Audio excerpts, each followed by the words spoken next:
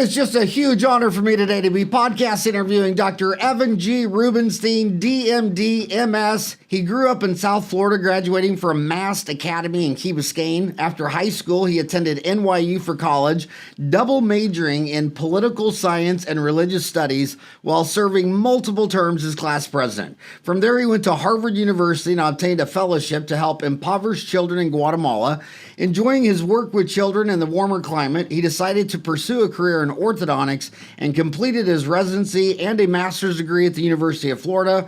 When he's not at the office, you can find Dr. Rubensteen in or next to the water running, sailing, surfing, scuba diving, paddleboarding, or sitting on the beach. They book in one hand and a cup of tea in the other. He's 35 years old. My gosh, how did you go? Well, first of all, to be a political science and study religion, you really had a curious mind. I mean, you were really trying to... What were you searching for, getting a degree in political science and religious studies? All the answers in life, right? Yeah. Which you can only find in the dental office. Yeah, I mean, my two oldest sisters went into the nunnery straight out of high school. I've been a dentist 32 years. My oldest sister's been a Catholic nun 35 years. So was it a fun intellectual journey studying political science and religious studies? I think a lot of it was just learning how to understand people from coming from different walks of life, interacting with them, trying to understand what they believe, how they live their lives, and how they make the decisions that govern what they do.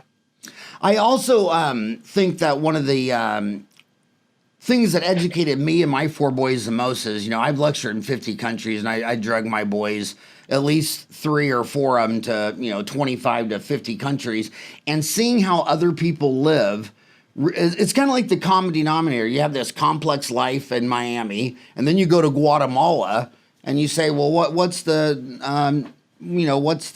denominator, numerator? Did you find that equally intellectually challenging? Of course. It's kind of like, I don't know if you've ever seen the movie It's a Wonderful Life. Yeah. Where they determine what real wealth is, and real wealth is having family, friends, and spending time with those people, and those are the things that are important. You can amass a ton of money, you can amass a ton of stress, you have a fancy house, a fancy car, Taj Mahal dental practice, but at the end of the day, you got to find what makes you happy, what you determine to be wealthy. I always wanted to write a book, but it's out of my wheelhouse. I wanted to call it the giggle factor, because I noticed when you went to the most advanced countries who had the most material stuff, they were the most uptight and hardly laughed. And then you go to Nepal, Kathmandu, Nepal, and everything's funny, everybody's giggling, everybody's laughing.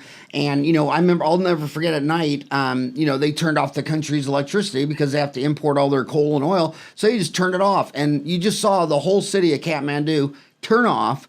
And then everybody walks out into the street, and they start playing soccer and giggling and laughing. I thought, my God, these people are 10 times more happy than Seoul, Korea. I mean, my God, you can go to Seoul, Korea and get knocked down just trying to get into the subway. I mean, it's like, why are you guys all so stressed out? And dentists have this problem. I want to stay on this tune just for a minute. A lot of dentists are stressed out, and they're burned out. And on Dental Town and Ortho Town, there's all these threads like, I want to retire before I'm 50. What do you think of the dentists that are listening to you on the way to work tonight that are all stressed out like a bunch of Americans, Germans, Japanese, Koreans, and they're not laughing and giggling like they are in Kathmandu? What advice would you give them? I think you and I would give them the same advice based on what you were just saying. But, there's this whole principle today of alone together. We might be together, but we're still alone. We have all our social media, we're connected on all our devices, but we're constantly, even when we have our devices, we take them out, public places, stuff like that. You need to kind of just unplug, disconnect, and spend some time interacting with people, which I think is one of the good things I get to do as an orthodontist. I have a ton of people come into my office every day. I get to interact with them face-to-face, person-to-person. A lot of them get to talk to me more than if I was, a normal dentist and doing the hard stuff. You know what I'm saying? Yeah. So that's what I find to be one of the most rewarding aspects of what I do. I get to interact with people all day. They have to shut off their devices for 5 minutes and talk to me. And I find that rewarding. And some of them I have a big impact on their life. Some I have a little impact. They're still on their Instagram or their Snapchat while I'm talking to them. Some include me in their Instagram and Snapchat. But we have that moment during the day where exactly what you're saying. They don't necessarily feel, separated and stressed out. And, I don't think I'm hilarious. I used to make fun that I became a dentist and not a comedian because then I'd have a captive audience. They'd have to sit and listen to my jokes no matter how bad they would be. So, sometimes I get a giggle here and there, but, you got to do what you can. It's funny you actually said that. I have a friend from college, and he actually just published a book, and it came in the mail this morning. And I literally opened the book maybe an hour and a half before I talked to you. So I actually did recently read the book that you did publish, but you should publish The Giggle Factor too. Well, every dental office consultant that I've ever talked to said that when they walk into a dental office, they can tell in 1 second that it's successful because it just feels fun and inviting and everybody's happy. And then you walk into the other 90% of the offices and you think you're in a library and you can just feel stress and you can tell the hygienist and there's tension in the office. So it's funny how your outlook, just having a fun, where assistants don't live in fear. They can ask the dentist questions. I mean, I've been in dental offices with my friends where the assistant asked him a question about an x-ray, and his response was, well, if you want to learn that, go to dental school. And I thought, holy moly. I mean, that is wrong on so many levels. Just relaxing, having fun, enjoying what you do.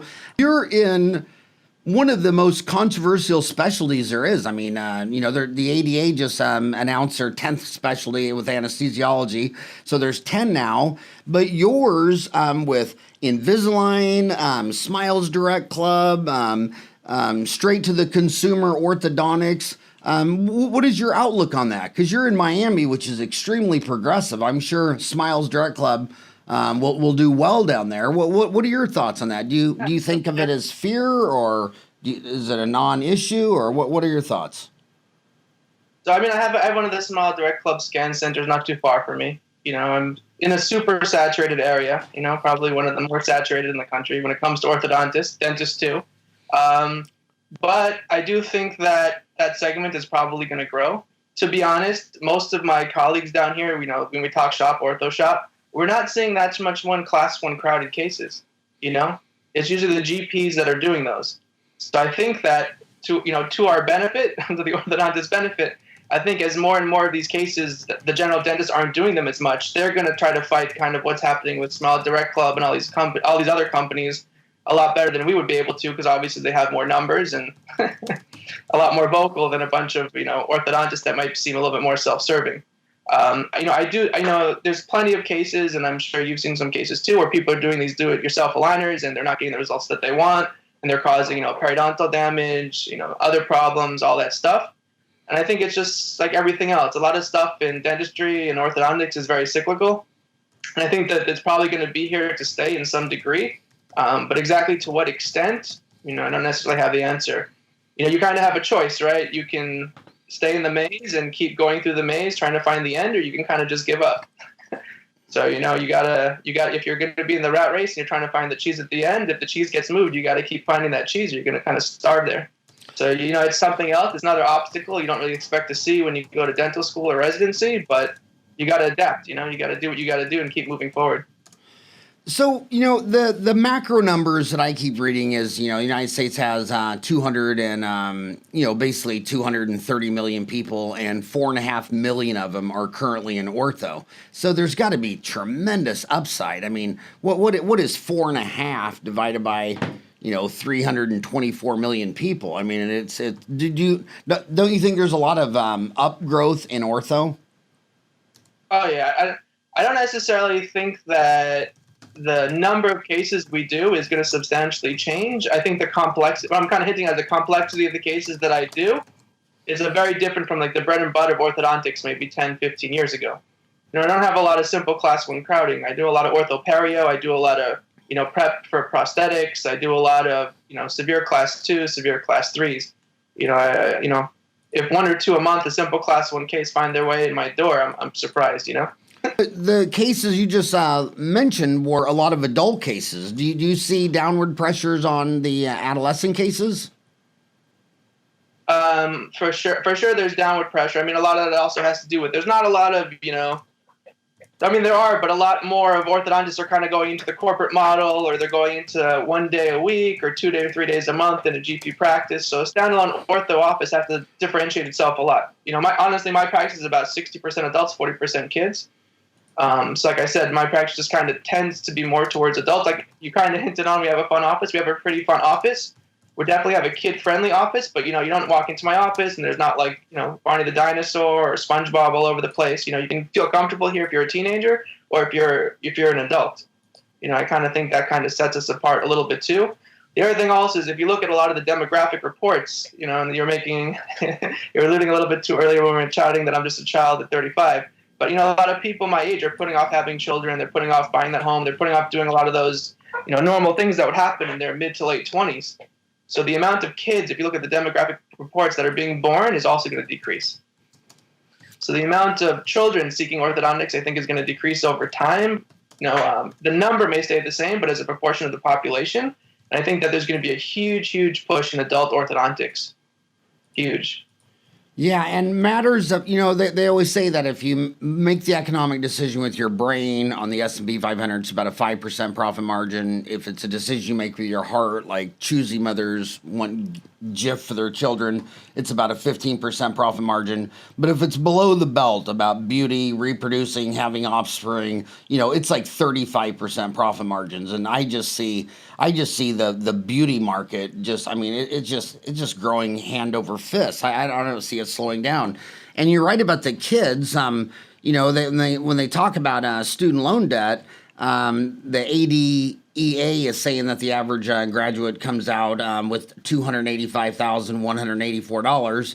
But hell, the price of raising a kid in America from birth to 17, not including college, is higher than that. So they're just going to have less kids. And the most advanced society that I've ever seen, Japan, their birth rate is less than 1%. It's 0.9, and you need 2.25 just to maintain the population of the herd. So every morning in Japan, there's less people than the day before.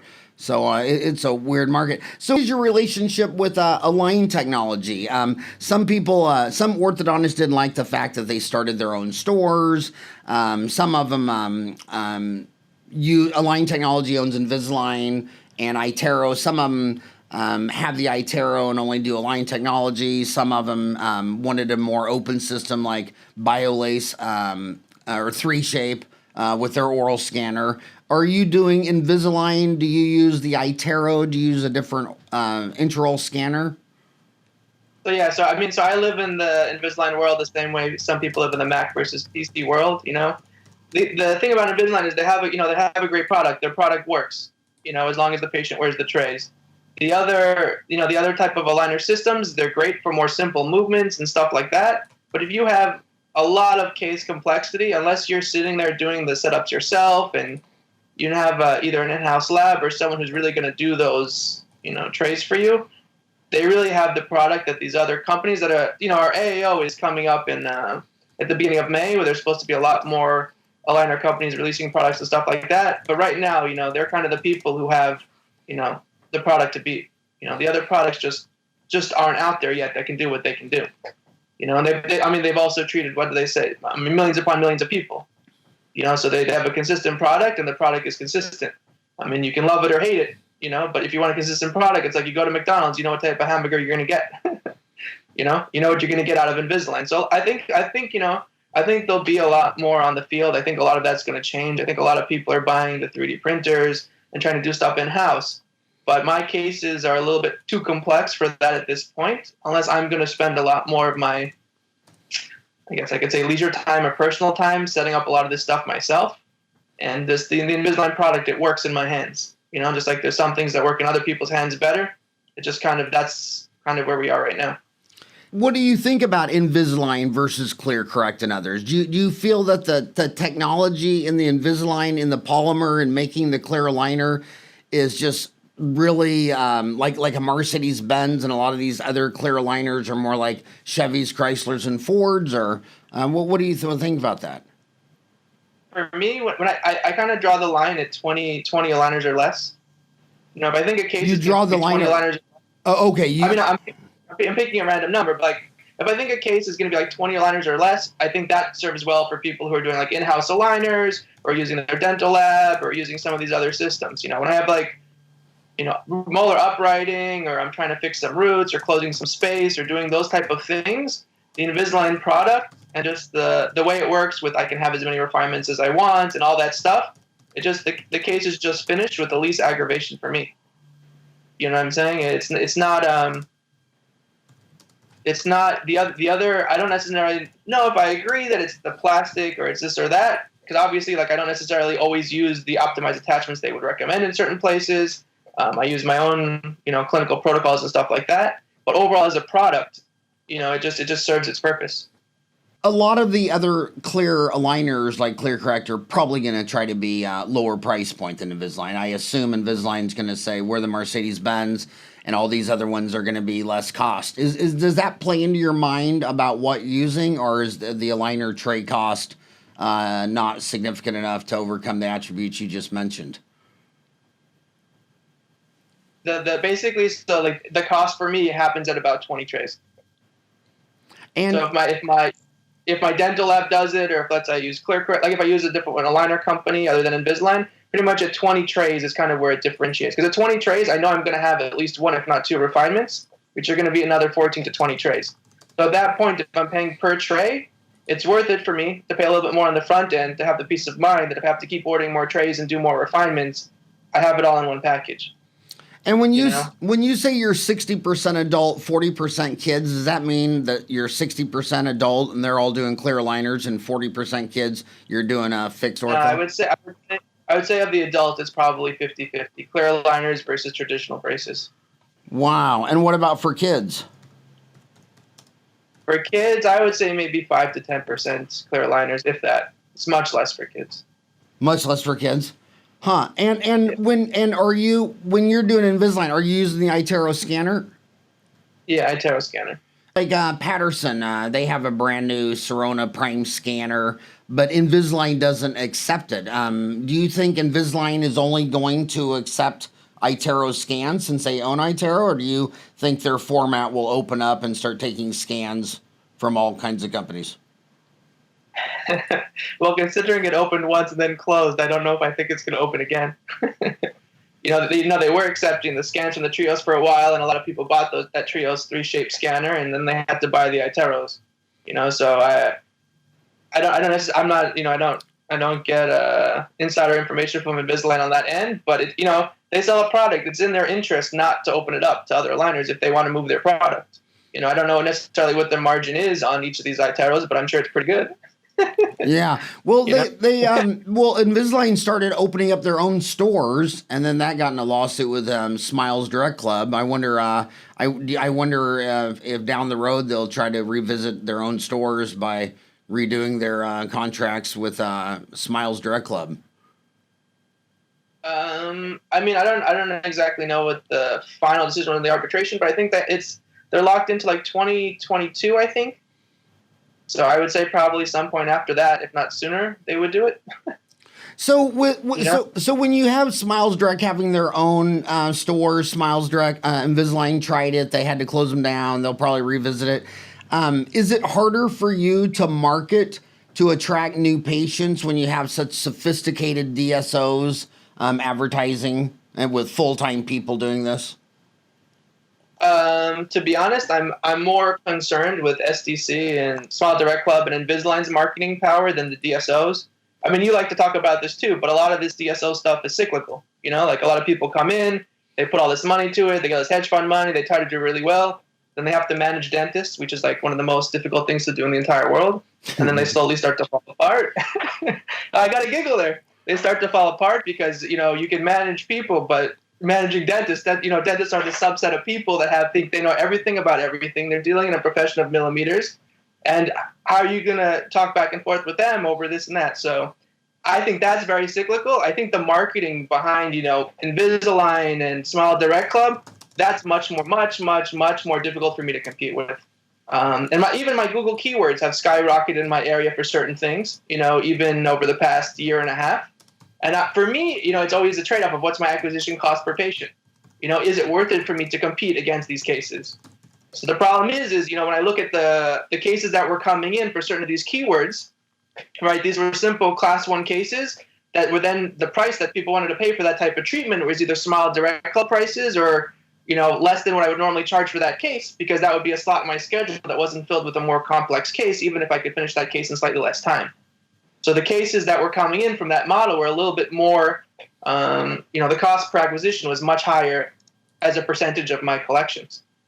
So I don't necessarily have an answer because I'm actually figuring that stuff right now with my marketing of where to put those dollars more. I'm still doing it, but I can steadily see my acquisition cost per patient from those mediums going up and going up and going up. You know. Yeah. So do you have a full-time marketing director? Is that something in the wheelhouse of an independent orthodontist in Miami, or do you have to wear multiple hats and become a great clinician and a great marketer yourself? I wear all the hats. Yeah. And I love how succinct you summarize the DSOs, how they're cyclical, because when I was your age, I already lived past the Orthodontic Centers of America implosion. And if you want to manage a lot of people, hopefully none of them graduated from high school, Walmart, the Army, they'll do what they're told. But once you enter dentists, physicians, lawyers, oh my God, it's like herding cats. Every one of them is smart enough to rule the world. You know, they just they don't agree with anybody. And you're right. I totally believe the DSOs are cyclical, because in the second round that I've observed, nobody can like you mentioned at the beginning of the show. You threw out Instagram and Snapchat. You said we are alone together, but Instagram and Snapchat can go public, but a dental office doing root canals, fillings, and crowns can't? I mean, does society, you're a political science religious major, does society need dentists and physicians or Instagram and Snapchat? Yet our financial markets of Wall Street, they don't want to touch these guys. So you're right, it is very cyclical. The only thing these private equities can do, they buy, they put a bunch of money in, then they got to flip it to someone bigger. It's like the greater fool theory. No matter what they buy the stock at, they think someone else will buy it. I could call it the DSOs or the Bitcoin of dentistry. You know, as long as, you know, everybody's believing it, everybody will go along with it, but they're not going to get Wall Street. My gosh, I can't tell you from LinkedIn how many Wall Street analysts and brokers have called me because they're trying to get their head around this. And I always take the phone call and just to see what I'm going to learn. And when they're telling me what they're confused about, I'm just like, yeah, that's it. Any other questions? I mean, they totally get it. And if DSOs weren't cyclical, then Heartland and Aspen and Pacific Dental, they'd all be publicly traded on the NASDAQ, and none of them are. Speaking of people, though, you got to wear many hats. When I ask orthodontists and dentists what is their most stressful part of their office, they always say it's the people, whether it's your staff or your patients. Do you think you just have a natural leg up on the game since you sound like just a complete natural people person? I would love to say yes, but the answer to that is no. I mean, honestly, my biggest headaches day in, day out is front desk. Is from what? Is front desk. It's front desk. Front desk. You know, I joke when I tell people that I'm going to fire them if they don't pick up the phone by the second ring. You know, that's the gateway to my office. So I'm here in Miami Beach. It's sunny outside. It's beautiful weather. I'm like 6 blocks from the beach. Would you want to come to work and answer my phone for 8 hours a day? You know, so it's tough. It's tough to find people who want to come to work and show up to work and kind of do what they're supposed to do. My clinical staff is amazing. You know, they're great. You know, they like what they do. They're happy to be here. But front desk is a is a continual adventure. You know, I learn something every day from them. Yeah, and it's amazing how you already have keyed in on the phone. I mean, they do indirect bonding or bonding of their brackets and all this stuff like that. And then you just reach over and you ask them, how many people called your office last month? They have no idea. And they'll be talking about some ad they're doing on Facebook. And I'll say, well, you know, this is April 8th. So in the first quarter, how many incoming calls did you have the first quarter of 2019 versus 2018? They don't know. How many went to voicemail? They don't know. And that is the one thing I like watching about the DSO DSOs, because if there's anything they figured out is to have a call center that after the third ring, it's got to come over to a call center. What are you trying to do to increase your phone game? Basically, get more people. You just got to have people who can do the job that needs to be done. It's much more effective for me to hire another person to answer the phone and have someone sitting here in the office that can do things than to spend the same amount of money on marketing. It doesn't mean no good to spray and pray with direct mail or Google or Facebook or whatnot, and then no one's here to answer the phone because I called at 5:35 and everyone wanted to walk out the door at 5:30. Yeah. So it's much better for me to have someone here answer the phone during times people want to call, lunch, after work, stuff like that. I think that helps half the time, just having people here.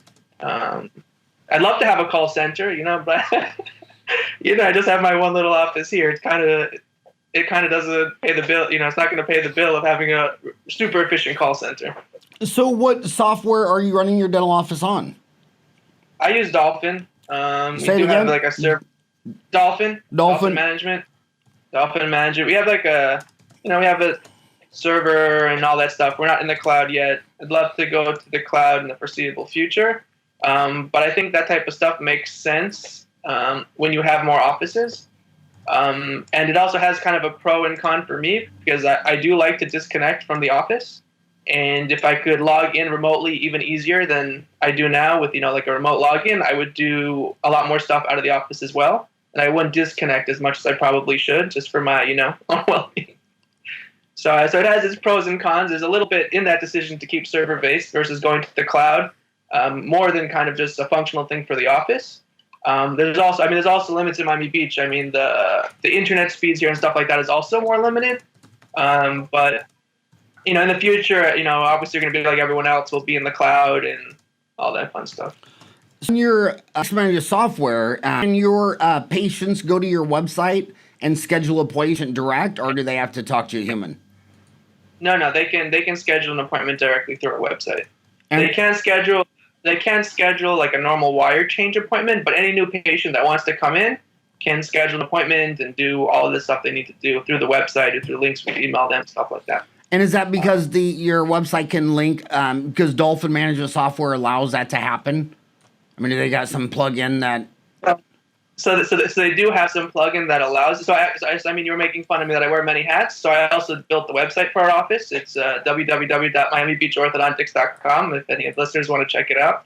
But I also built that myself, and I kind of just have a schedule template on there. So it doesn't integrate with my practice management software, but we have overflow slots in the schedule where we know these people are going to get scheduled, and if they decide to come at that time, they come at that time. If they need another appointment time, they can also, obviously call us directly. Because the other thing also we found is that with people who are making appointments online, if you don't have availability for them within 24 to 72 hours, they're going to someone else.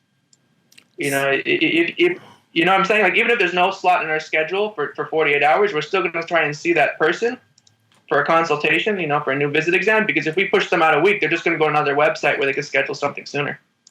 Wow, that is amazing. Now, I noticed on your website you have that chat bot. You have that live. Hi, welcome to our practice. Who do I have the pleasure of speaking with today?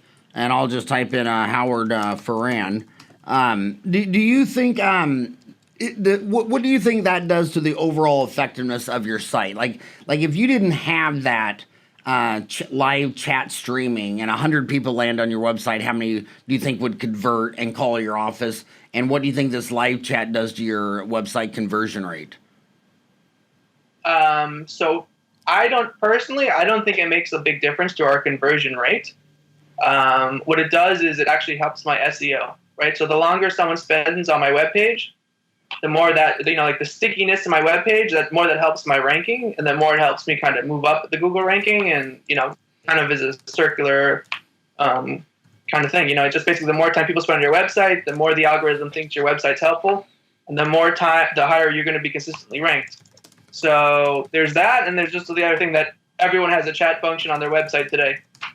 So not having one kind of would differentiate yourself more than you kind of want to be differentiated, because you gotta stay on pace with technology. It keeps costing you more and more and more money, but you got to look like you're kind of on top of what's going on. If someone's going to another website and they see a chat function and they come to your website and they don't see a chat function, I'm not even talking about other dentists. It could be, going to the Starbucks website or, any type of website that might have some type of chat function and you don't have it. You're going to be playing a little bit of catch up if you're billing yourself as state-of-the-art office and keeping up to pace with technology and, all that stuff. So before, I started talking about marketing, but I didn't get underneath it. First, underneath it, what percent of your new patient flow is general dentist referral versus direct-to-consumer from your SEO, website, social media? So I'm kind of in an interesting position here in Miami Beach because I'm obviously super saturated, and I'm a younger guy, and a lot of the older guys have the referral patterns, and people have been here for a while. I took this office over from another orthodontist that was here a few days a month, and then now I'm here 4 or 5 days a week, so it's kind of turned over quite a bit. We do actually, I know a lot of orthodontists say that a lot of general dentists don't send them referrals. We do actually still get a lot of general dentist referrals. I would say that's probably about 20 to 25%. I would say 50% though is due to my marketing efforts, and I would say at this point 25% is due to internal marketing. Obviously, I would love that internal marketing and dentist referrals to increase because those are obviously a lot less expensive than my spray and pray marketing that's making up 50% right now. But it kind of just what it is. We're a young practice. We're growing. You got to spend money on marketing if you want to get people in the door. Or you're just kind of sitting there, on your knees with your hands together in prayer, hoping someone calls. So you're saying about 25% comes from GPs, 25% internal referrals, and then 50% direct to consumer? Correct. And a lot of the dentists I talk to, podcasting is a young behavior. Old guys like me, we read books, and when we get on Dental Town or Ortho Town, it's on the desktop, and it's the young kids on the social media and all that kind of stuff like that. But a lot of the young kids, they're like, they see you at an orthodontist at a study club, and they're afraid to go, talk to you because they're doing Invisalign, and they think you're going to think they're naughty and bad and not like them anymore. But I don't see this issue with endodontists as much, or oral surgeons or not, but it seems to be a real issue among orthodontists. Do you think that's true or false? I think it depends on the person. So I actually just recently lectured to my local, dental society on 2019 orthodontic trends and tips and stuff like that. Like 60% of that presentation was how to improve your clean checks and what to do with Invisalign to get better results. So I think that, I think a rising tide raises all ships. If I'm not doing the class 1 cases, I think it helps for the dentist to know what's within their scope of what they're comfortable with.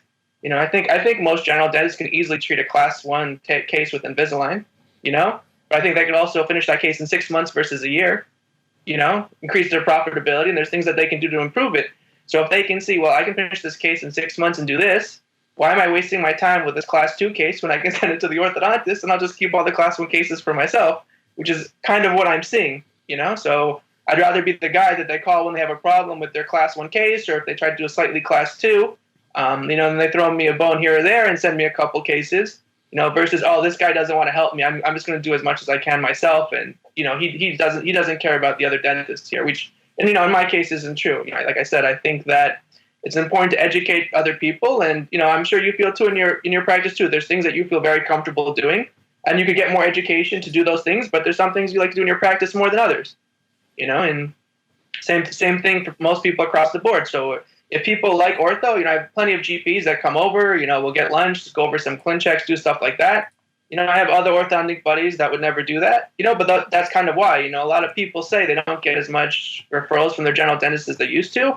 But I think that it's because a lot of those relationships haven't, continually been built, and there's kind of not necessarily butting heads, but there seems a little bit more kind of concern or control over the patients, Right. So you think, obviously, I mean, you're extremely mentally healthy. So you think in hope, growth, and abundancy, a rising tide, let's grow the pie, as opposed to thinking in fear and scarcity that the general dentist says in Invisalign, you'll have less food to eat. I have a fun thing that I like to say about this. I think it also is like I'm an oldest child, you know. Of how many? I've lived in of three. Okay. So I have a brother and a sister. So I've lived in a world of abundance, and I lived in a world of less abundance. Versus my brother who's lived in a world of scarcity and more scarcity. And I have a sister who's only known abundance, right? So I think like you have to weigh the pros and cons. So like of course yes, I have a mindset that I think that there's plenty of patients to go around, but there's also only so many patients. So I think it's kind of an idea that as long as kind of what you're hinting at, I think there's going to be a lot more adults getting orthodontic treatment, be it with Invisalign or Smile Direct Club or even lingual. A lot of people now are doing more lingual orthodontics again. I think there's going to be more of a push for more cosmetic stuff. And obviously, as you can probably pick up on, I'm kind of positioning myself to be the go-to guy for that. And I think it's something like that. If you can find your niche, if you're going to be the guy that does this, you're going to be okay. If you're kind of the guy, like you were saying, in the kind of in the back corner somewhere, you're not really interacting with people, not kind of really on the pulse of what's going on, you're going to have a difficult time. And I think, honestly, that difficult time is getting more and more stressful because kids are coming out with more and more debt. It's becoming more and more difficult, to hang your own shingle and, all that stuff that concerns a lot of new graduates today. So at the beginning of the show, you did say that you basically think the Invisalign material, the aligner, something about the technology that it's better than generics, correct? So one of the favorite things that you've done that I like to listen to, we actually listened to it on the way to Burning Man with another orthodontist, was your 30-day Dental Mba. And one of the things you talk about in that, is I think that came out in '99 originally, right? When you first released, and you talked about investing in warehouse spaces. That if you had a ton of money, you would invest in warehouse spaces in the inner cities, right? So I think of another movie, The Graduate, right? Where the guy comes over and he's talking to Benjamin after he graduated, and he's like, plastics, put your money in plastics, right? So I don't have a marketing budget of hundreds of millions of dollars, right? You were kind of alluding that to with Google. So if Invisalign is going to put hundreds upon hundreds of millions of dollars into this type of thing, I might as well feed off of that. Because I know you talk about this too. A lot of dentists don't know their patient acquisition costs. I know what my patient acquisition costs, right? So would I rather put money out of my pocket to pay for a new patient, or would I rather let Invisalign front that for me? Right? So as long as Invisalign is fronting that money for me, I might as well take as much benefit from that as I can. The other aligner systems, no one's coming to my office and asking, for Clear Correct or Align 5 or something like that. So yeah, I can still offer that, but I'll offer that as a price discount. And if people want to pay a premium price, you're alluding to Mercedes. Yeah, they're going to position themselves, maybe not even Mercedes, they're going to position themselves as the Rolls Royce. Who's treated, I don't know what they say now, 10 million smiles or 5 million? Who's treated as many smiles as they had? So it's like, I think the other ones eventually will catch up, but I think they have quite a bit of a running start.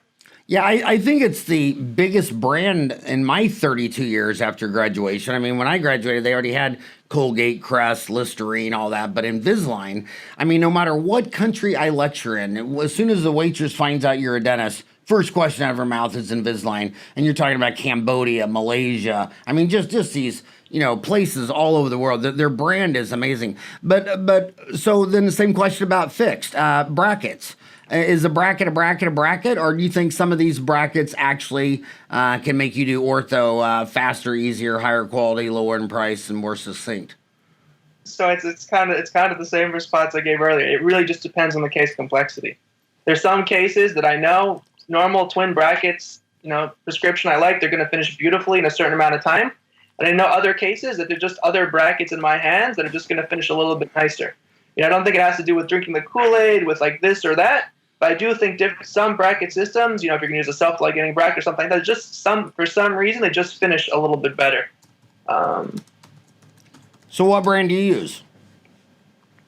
I use different types. So I do a lot of normal twin brackets. I use an 18-slot system. And then I do a lot of Damon, and I'm starting to use a lot of the Pitts brackets also. A lot of the what brackets? Pitts. Tom Pitts. Are you familiar with Tom Pitts, the orthodontist? No.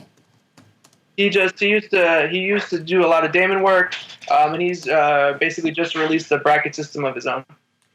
And where's he out of?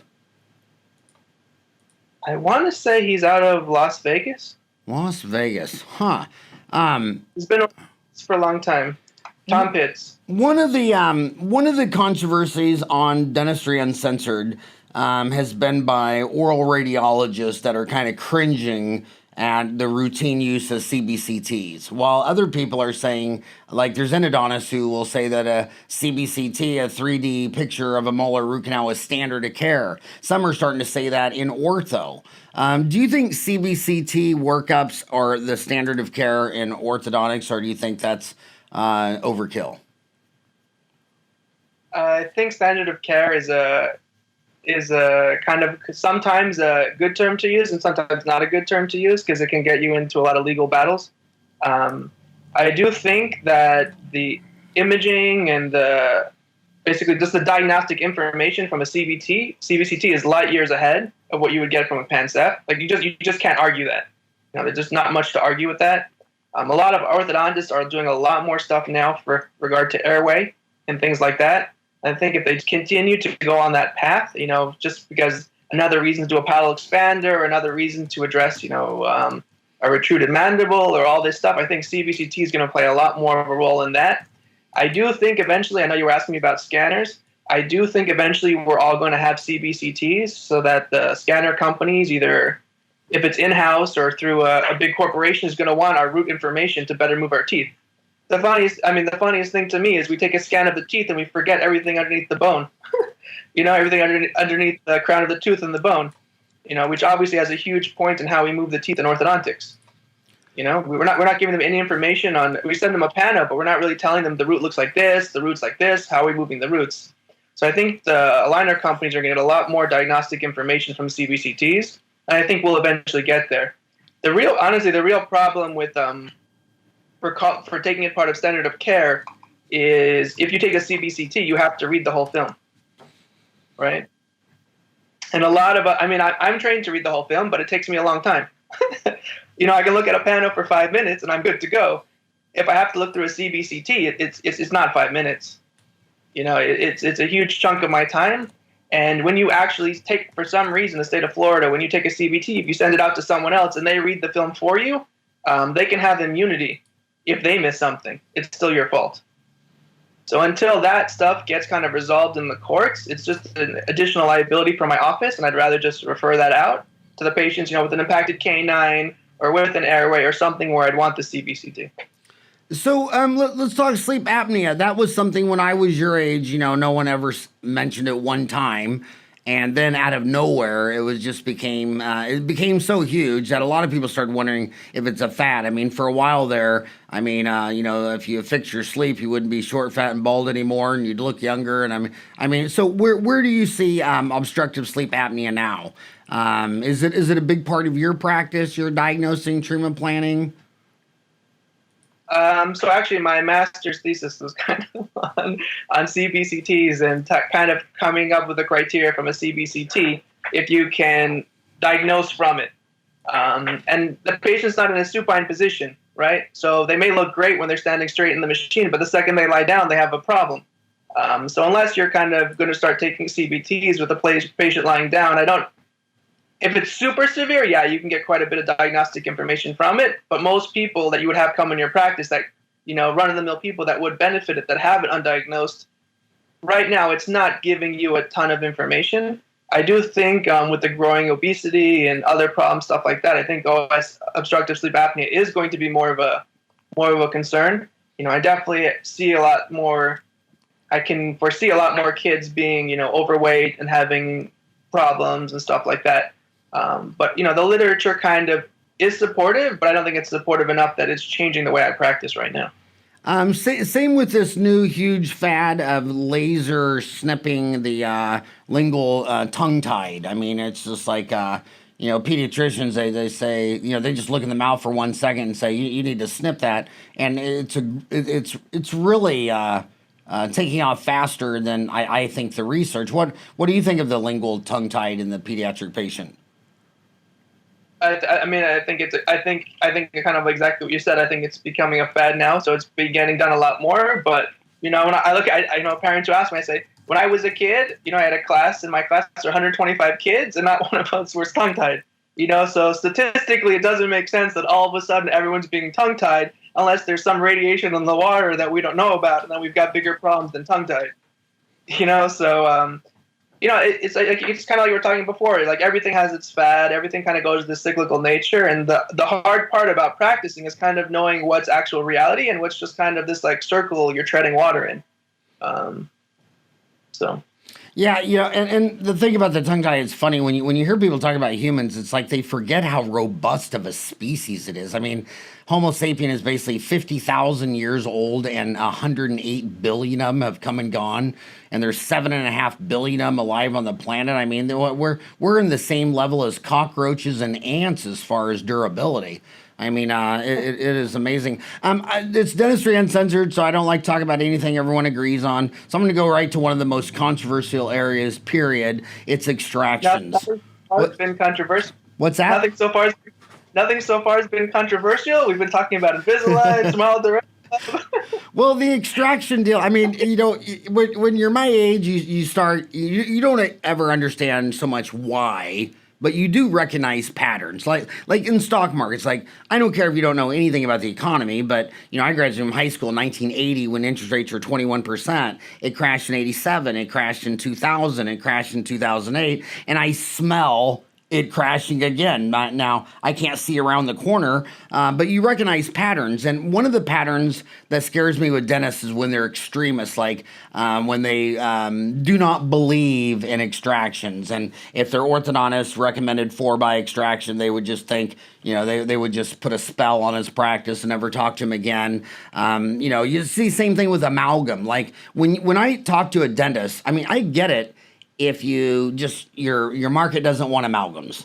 But if you look me in the eyes and tell me that your posterior composites last as long as amalgam, I want a urine sample because you're completely stoned or something went wrong, a head injury, a concussion. I mean, amalgams last twice as long as composites. And if you only want to do composites, I want you to tell me, well, yeah, the market only wants tooth colored. Yeah, amalgams are twice as long. They're not toxic. The mercury is an insoluble salt. And so it's the same thing, it's that fanatic mind, which I'm sure you learned a lot of in the religious studies. My sisters have very fanatical thoughts about Catholicism, but there are a ton of dentists who are fanatically against any form of bicuspid extraction. What are your thoughts on that? Like, I think it goes back to that colleagues, not competitors mindset, that I was kind of alluding to earlier. If you go to someone's practice and they're extracting, 4 bicuspids in everyone, well, then, yeah, you might want to have a conversation with that guy, but if you have one case that you sent them over, and if a dentist calls me and asks me why, that's very different than just saying, oh, I'm never sending that guy another patient. And I think it's important to have that type of dialogue and be open to that dialogue, right? And it kind of goes back to what you were asking before too about the Invisalign. It's not when someone asks me, there's obviously a way to ask it, because you were making fun that I was a little bit on the younger side versus some of my colleagues might be a little bit on, I don't want to say older, because if they listen to this they might be offended, but they might have more experience or more wisdom than I do. What I'm saying is if they come to me and they say, like, can you explain to me why you decided to do this versus why the hell are you doing this? We're gonna have a very different conversation. And then if I can explain to them why in this specific case it's better for the patient to take out some teeth, and I tell them, well, I treated X number of cases last year, and this is the one case I decided to extract teeth in, it might come across as better, because there are some, there's some practice where people just decide, okay, you've got crowding, I'm extracting. And that kind of goes to what you were asking before. Why do I use certain bracket systems? If I have an adult patient and I want some expansion, just the expansion is going to happen a little bit quicker, be a little bit less painful if I'm using some of those different self-ligating passive systems. Sure, could I do surgical expansion and put in a high rack? Sure. But, the patient's not going to go for that. And I got to make the clinical decision of what I think I can do. What's the best result I can get? So if I can get 2-3 millimeters here and I can get 2-3 millimeters there, yeah, I get a much better result than extracting. But in some cases, you still have to take teeth out. You have to, the shoe has to fit, So are you direct bonding your fixed, or do you do indirect bonding? Nah, I do direct bonding. You just like to artistically look at it and see it and feel it? No, honestly, I would love to do indirect bonding. But the cost associated with it and the time associated with it, it's just more efficient I know that doesn't necessarily make sense, but in my practice, it's more efficient for me to do it. And the type of clientele that I have for the most part wants me to sit there and place the brackets. Yeah. I have some patients who come in and are upset that the assistant etched the teeth. So it's like, it's not necessarily a battle worth fighting. And for me to go and put the brackets on the teeth is a lot more efficient for me to do it sitting chair side than to do it on a model and then have someone do a suck down, hope it comes out properly, then there's just too many possibilities for error in the entire process in my office. If I had a dental lab doing it and all this stuff, then yeah, it would make more sense. But then it would also increase my overhead. So you gotta weigh the pros and cons. So, are you thinking about any printing your clear aligners in the future? Is that something on your radar? Yeah, it's for sure on my radar. Honestly, if you were asking me what I think the future is going to be, is I think we're going to all have 3D printers in our office and either license the printers from Invisalign or someone else, and they'll spit out the aligners and then take it from there. To be honest, a lot of my other orthodontists in my area, or the big differentiating thing is a lot of people are starting to tell people they'll get their aligners today. One of the big concerns with Invisalign is it takes 4 to 6 weeks. If you approve the ClinCheck sooner, whatever, but it's even if you expedite, it's still taking 3 to 4 weeks to get these trays back. And a lot of adult patients change their mind in 3 to 4 weeks. They're a lot more concerned versus it's really, as you were saying before, it's a beauty impulse purchase. They come to their office, they've been thinking about it, and then they do it, and they're like, well, this and that, versus if they left the office with 3 aligners and a couple of attachments, they're kind of locked into the system. So I think eventually we're just going to license printers and the technology, and they're just going to get printed in the office, or we will have our own printers and stuff like that. For me in my office, it becomes the same thing as everything else. It's just the time cost, and it's my time cost at this point of setting up the systems to do this isn't efficient enough for my. It's not really even a price analysis; it's just like my value analysis to get me to where I need to be. So the scanners, 3Shape, Cerac, Itero, Carestream, 3M, there's all these scanners, and there's all kinds of design softwares, 3Shape, Blue Sky Bio, ExoCAD, Archform, OrthoSelect, Xseed Ortho. Is there any type of printer you think that's going to be dominant, the 3D printer? I mean, who are you looking at now at the printers that you think are going to be major players? I think it comes down to just speed. I think the ones that are kind of using the projections, the ones that are using, I think it's like the DLP printing. There's one type that prints a lot faster than the SLS. That one I think will become more of the norm just because of the speed.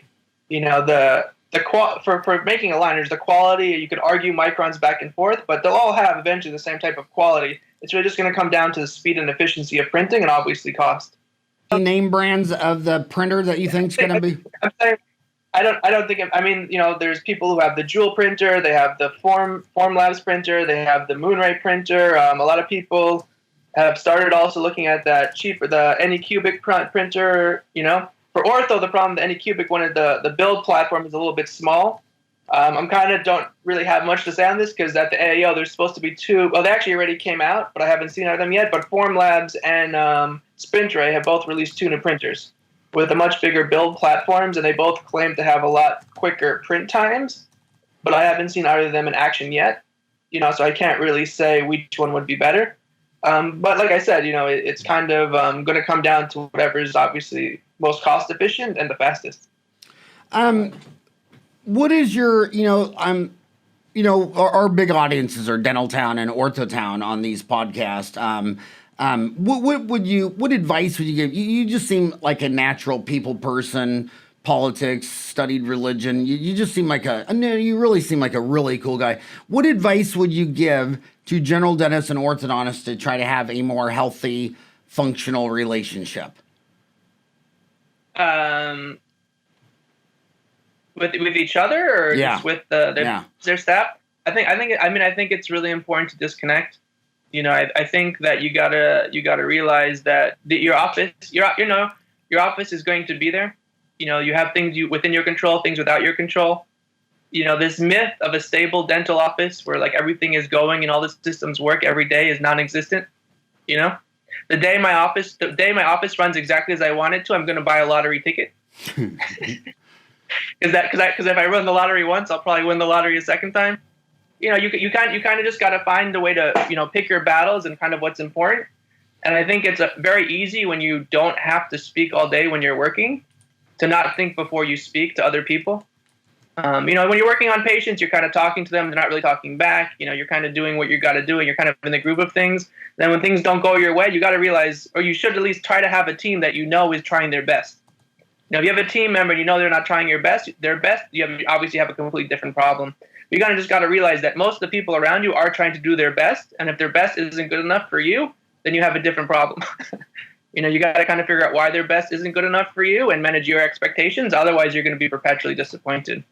And the other thing also is it's just important to disconnect. And it's obvious, as you were talking about earlier, it's become more and more and more difficult to disconnect in today's world. And, just turn off your cell phone, sit outside. If you're not in sunny Florida, you can't always sit outside. But, find some place you can go to that's quiet and just like zone out for, an hour, half an hour if you can. Go to the gym, hit the treadmills, just something. So you're not thinking about dentistry. I know I listen to your podcast sometimes in the gym and other podcasts, so that may not be the best way to disconnect from dentistry, not the best message for your podcast. But at the same time, kind of just do something and don't listen to music, don't listen to a podcast. Just have quiet peace, and then you'll be more able to have time with other people and realize the value of that, versus being on all the time. So, Miami Beach, it's kind of like a peninsula. I mean, it's almost like, it's not quite an island. It's Key Biscayne, an island, Dodge Island's an island, but what are you on, a big peninsula? I'm on the causeway. So, when you come off of the 95 and you're heading towards, where the Fontainebleau Eden Rock is, I'm like right on that causeway. So I'm... And do patients, are all your patients kind of on that Miami Beach peninsula, or do some of your patients drive the I-95 to the mainland? I have patients from all over the place. I actually have a lot of patients from Europe.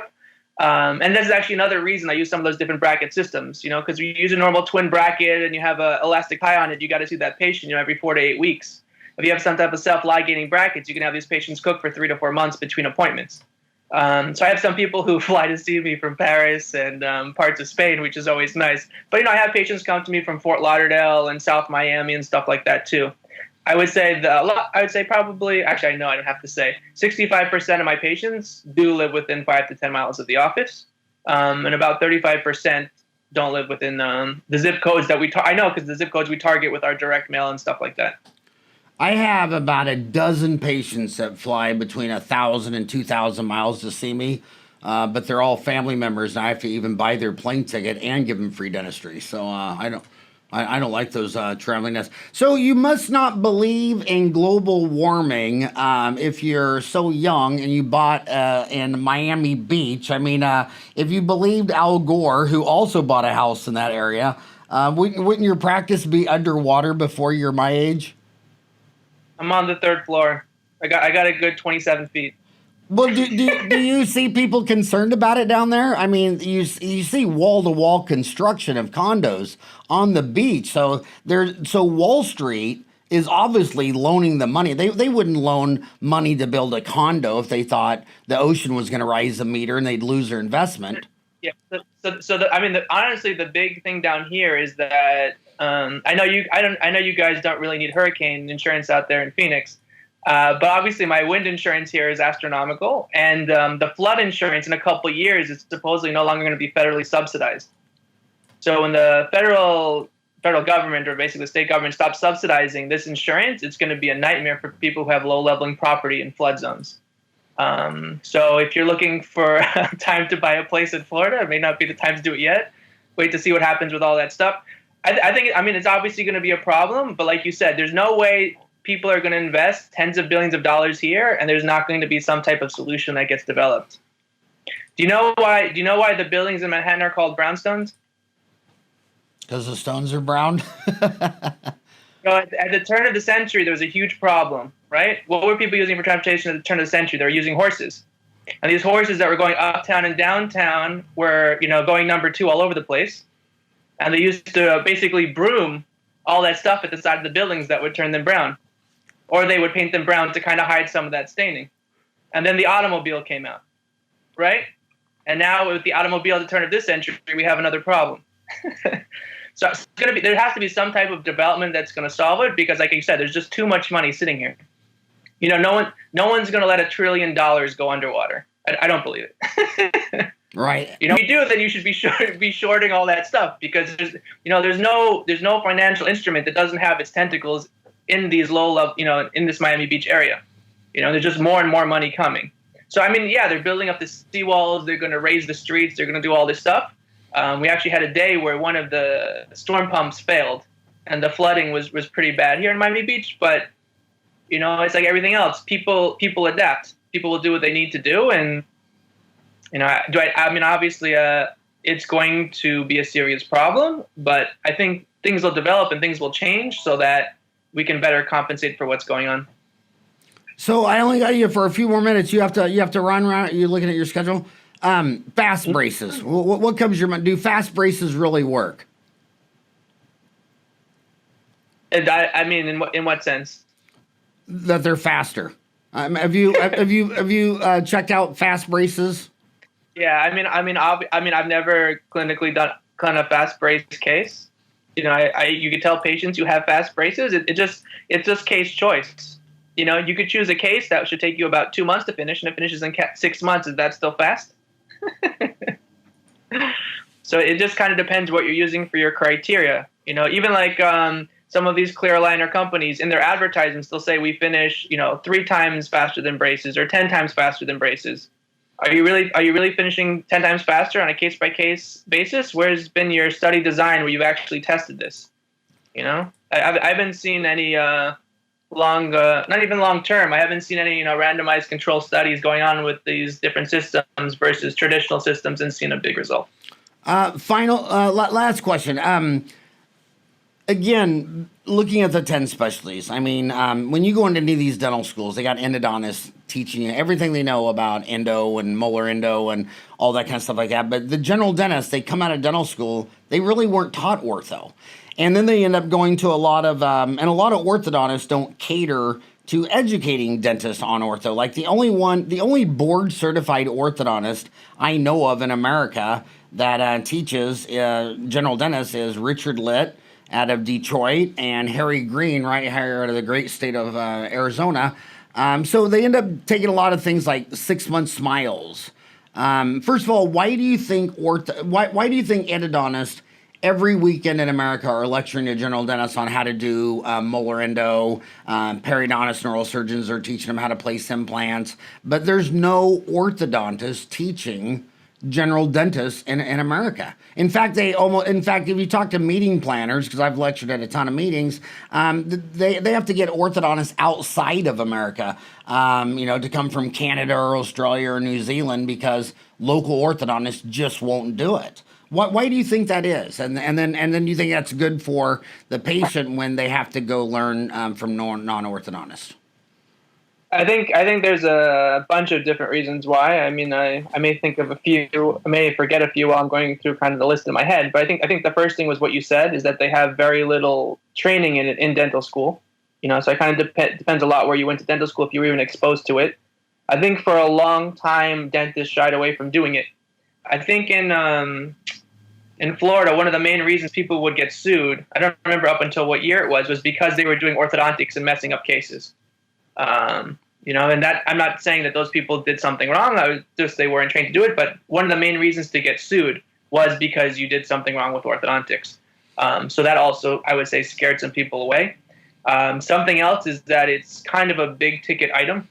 There's just some dentists who are much more comfortable discussing, $2,000 dental treatment, $1,000 dental treatment. Most people, and I think you talked about it too, about selling big cases. Like, they're just not comfortable selling something for $6,000.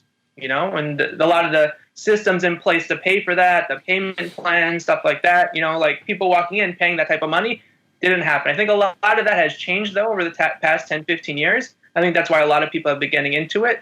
I will tell you, a lot of the general dentists that send me have the send me patients were the ones I described before as, a little bit wiser as opposed to a little bit older because they just don't have the experience doing it, And I think it goes back to what you were saying is just a lot of orthodontists didn't do it. And orthodontics, was pretty much the first dental subspecialty. They almost even thought of taking themselves away from dental school to begin with. And I think that, and to begin with, kind of, siloed themselves off or separated themselves from the rest of the general dentists from the get-go. So if someone's listening to you right now and they're a general dentist, she's 25, she just got out of Nova, she's $14 million in debt, she wants to learn ortho, where would you recommend her, where would you recommend that she go? What type of ortho does she want to do? Invisalign. Invisalign on adults. Invisalign has plenty of courses on their website. I've honestly gone through a lot of them. Invisalign has master's courses for dentists too that are good. There are orthodontists teaching some of those courses. There are orthodontists that are mad at those orthodontists teaching those courses, but there are orthodontists that are teaching some of those master's courses for GPs to do Invisalign more efficiently and more effectively, all that stuff. There actually is there's a ton of stuff on your OrthoTown website too. About treating cases and stuff like that. You can I've also stepped up my Invisalign game a lot. There's plenty of books on Amazon you can get. Stuff like that, learning Invisalign, learning clear aligner biomechanics and stuff like that. I mean, the important thing is it's difficult to learn because, like you said, no one's kind of handing it to you. It's something you have to be a lot more proactive about. But a lot of that is because it's a very recent thing. There's a lot of orthodontists who've been practicing orthodontics for 15, 20 years, who may not have as much exposure to complex clear aligner treatment at this point either. Is there You said something so profound about reading books. I cannot believe how many times you go to a course and the questions people are answering. It's like, okay, you flew all the way across the country. You dropped a ton of money on this weekend course and you just answered a question that you should have known. I mean, so these textbooks, I mean, you buy Pathways to the Pole by Stephen Cohn. I mean, I think he's on his 1400th edition. I mean, it's implantology books by Mish.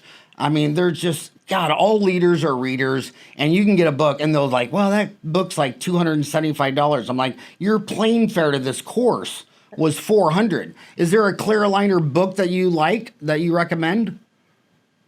I wouldn't say a specific book per se. I mean, Barry Glazier has some good stuff there. I don't know what his exact title of his book is. There's another book, Clear Aligner Biomechanical Principles. I would say, honestly, just do a literature search. There's a lot of good stuff by Jonathan Nicosis and Maz Moshiri, also in the dental literature. They published articles and stuff like that of good things to improve your clinical effectiveness with Invisalign. Just kind of do that stuff you would do in dental school. You gotta just kind of put your head out there and kind of find something that's going to talk to you. I might recommend a book and it seems not dry to me because I'm an orthodontist and I understand the biomechanics and like where the force is pushing, and another person might pick up that book and be like, man, I got to C in AP physics. I can't do this ortho, so, kind of get your feet a little bit wet in the shallow end and then dive a little deeper. You're right. You're right. The orthodontic specialty was the first specialty, and Dr. Edward H. Engel, M.D., DDS, from 1855 to 1930, is the father of American orthodontics. Final question: what do you think Edward Engel would say about the orthodontic specialty today if he was alive and well? The best is yet to come.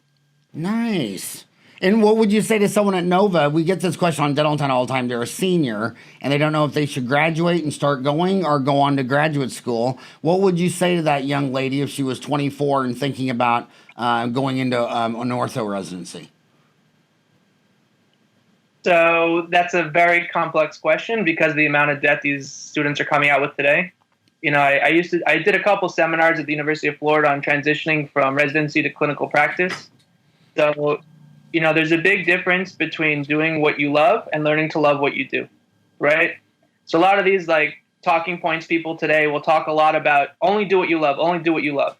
Is the guy at the grocery store who's bagging my groceries for minimum wage doing what he loves all day? I think that a lot of people would find a lot more happiness in learning to love what they do. You got to be happy in what you're doing every day. It's my dream to play, basketball for the Miami Heat. But I'm a short Jewish guy in Miami. That's not happening. How many Jewish people are in the NBA today? I assume the same number is Irish. I'm still mad at my mom for being 5'1" and Irish. There's that kind of rules out the NBA and the NFL. But I love that. You started off profound. We are alone together with social media, and everybody's telling you to follow your heart and dreams. And it's like, come on, we're a 2 million-year-old species where they were locked up in the winter, hiding in a cave, trying not to die, living off eating mastodon crap. And now all the millennials believe that life's just going to be this fairy party, and they got to find their passion and their love, and they're going to find the ultimate job and be rich and happy. It's like, no, man, it's a brutal world. You have a job, and what you just finished with is learn to love what you do. And that's an attitude. I don't think and there are plenty of people who I know would have been great orthodontists, and they didn't get into an orthodontic residency program. You know, what's the end of the world for them? You know, like some of them reapply, you know, a few years later, and you know they get into the programs they wanted to get to. But you know that's super hard when you've gotten straight A's your whole life, and then you miss getting to residency program because you scored 2 points less on one exam that you took your junior year of dental school. Is that really fair to them? So I think everything comes down to... They didn't get in because they had bad parents who didn't bribe the faculty and get a...